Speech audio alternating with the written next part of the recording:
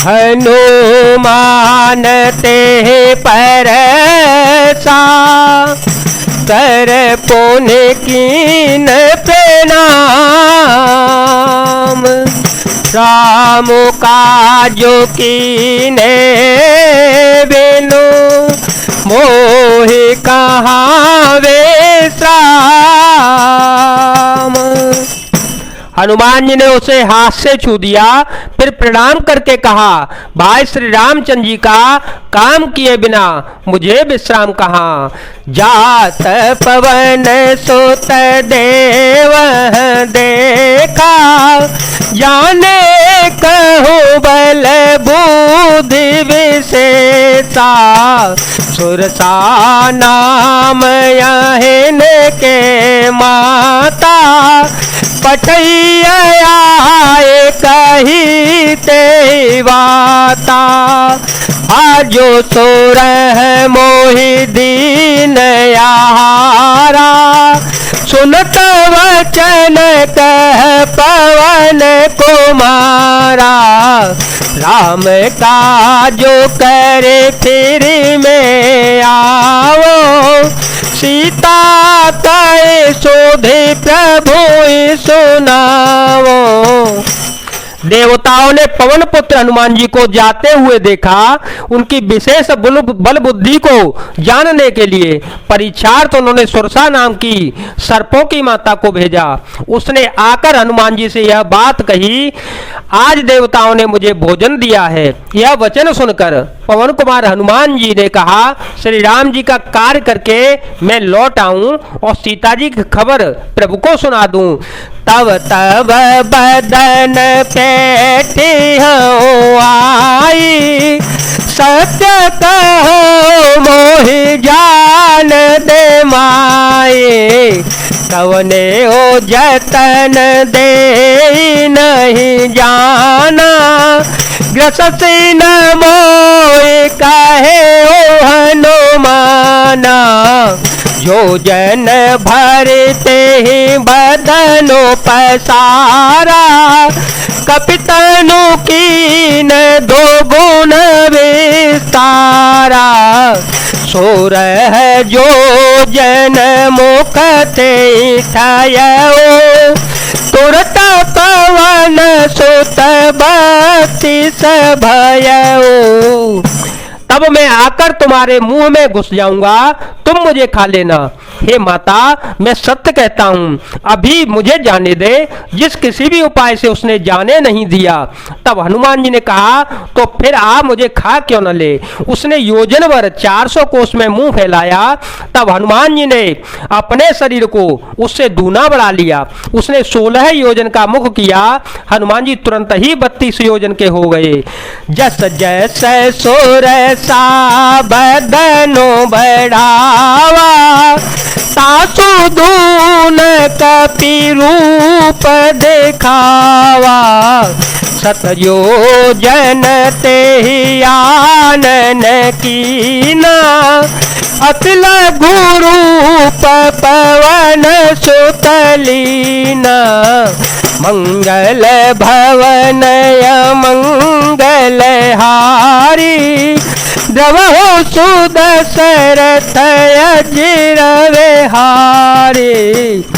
जैसे जैसे सुरसा मुख का विस्तार बढ़ाती गई, हनुमान जी उसका दूना रूप दिखलाते गए। उसने 100 योजन 400 कोस का मुख किया। तब हनुमान जी ने बहुत ही छोटा रूप धारण कर लिया। बदन पाए कोने बाहर आवा, मांगा विदाता सिरोनावा। मोहे सोर जे लागे पठावा, बुद्धि बल मरे मोतोर में पावा। और वे उसके मुख में घुसकर तुरंत फिर बाहर निकल आए और उसे सिर नवाकर विदा मांगने लगे। कहने लगे, मैंने तुम्हारे बल बुद्धि का भेद पा लिया, जिसके लिए देवताओं ने मुझे भेजा था। राम का जो सबो करे हूँ, तो बल बोधि निधान। सुनत विनीत वचन अते कह कृपाल मुस्काए। यही विधियो तरे कपे कटको तात सो कहो पाए। समुद्र के अत्यंत विनीत वचन सुनकर कृपालु श्री राम जी ने मुस्कुराकर कहा, हे तात, जिस प्रकार वानरों की सेना पार उतर जावे वह उपाय बताओ। नाथ नील नल कपे दो भाई लड़काए से आशीष पाए। तिनके परस किए गिर भारे तरहे जल दे प्रताप तुम्हारे। मैं पुने और धरे प्रभु प्रभुताए करहूँ बलयनो मान सहाय।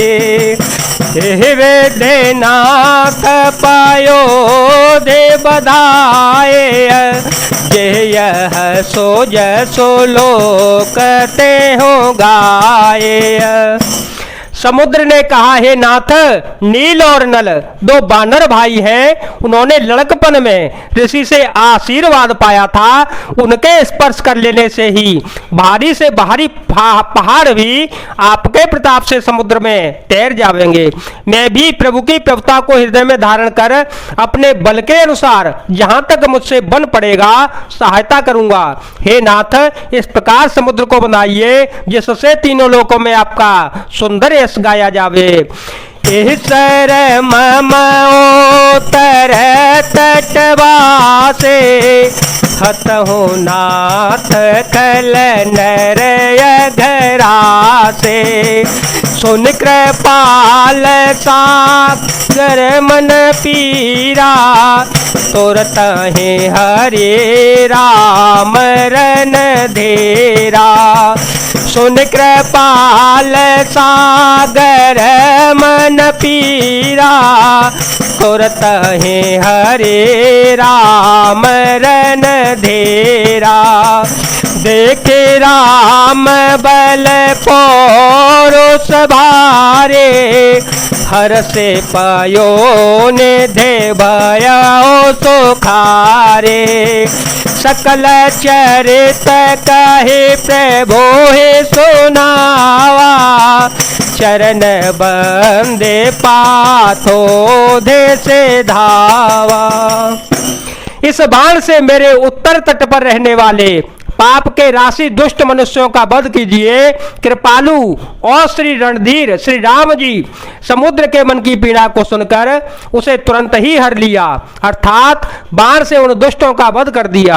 श्री राम जी का भारी बल और पौरुष देखकर समुद्र हर्षित होकर सुखी हो गया।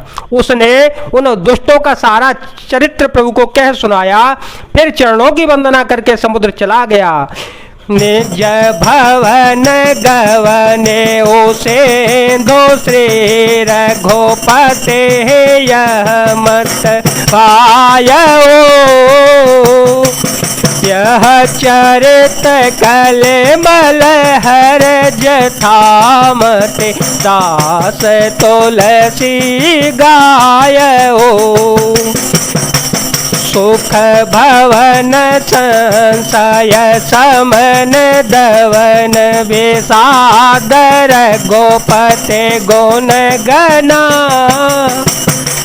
तजे सकल आस भरोस गावहे सोनहे संत सठ मना। समुद्र अपने घर चला गया। श्री रघुनाथ जी को यह मत उसकी सलाह अच्छा लगा। यह चरित्र कलयुग के पापों को हरने वाला है। इसे तुलसीदास जी ने अपनी बुद्धि के अनुसार गाया है। श्री रघुनाथ जी के गुण समूह सुख के धाम, संदेह का नाश करने वाले और विषाद का दमन करने वाले हैं। अरे मूर्ख मन, तू संसार का सब आशा भरोसा त्याग कर निरंतर ने गा और सुन। सकल सुमंगलदायक रघुनायक गुण गान सादर सुनहि ते तरहि भव सेंधु बिना जल जान। श्री रघुनाथ जी का गुण गान संपूर्ण सुंदर मंगलों का देने वाला है। जो इसे आदर सहित सुनेंगे वे बिना किसी जहाज अन्य साधन के ही भव सागर को उतर जावेंगे। जय जय सिया राम, जय वीर हनुमान जी महाराज, जय भोलेनाथ, जय दीननाथ, जय शिव शंकर।